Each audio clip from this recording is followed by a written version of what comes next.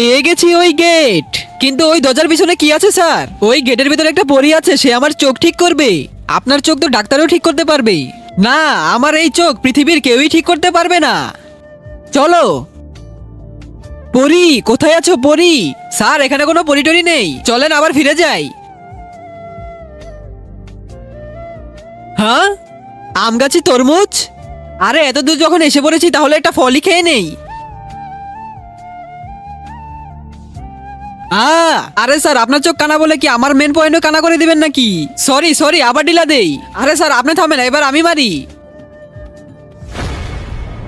হ্যাঁ পরি, ধন্যবাদ তোমাকে, তুমি আমাকে আজাদ করে দিয়েছো।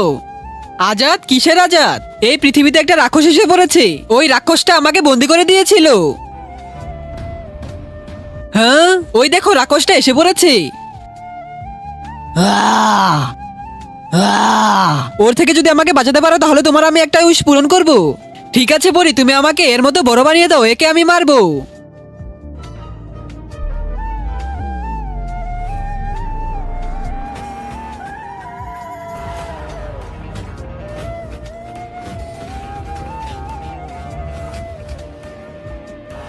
মার ভাই, তুই জিতে যাবি।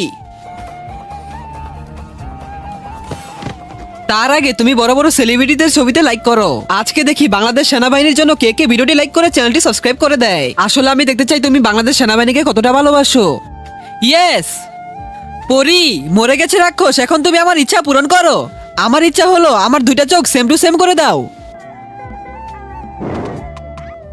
আরে আমি দেখতে পাচ্ছি না কেন? তুমি তো বলেছো তোমার দুই চোখ সেম টু সেম করে দিতে, এজন্য তোমার আরেকটা চোখ আমি কানা বানিয়ে দিয়েছি।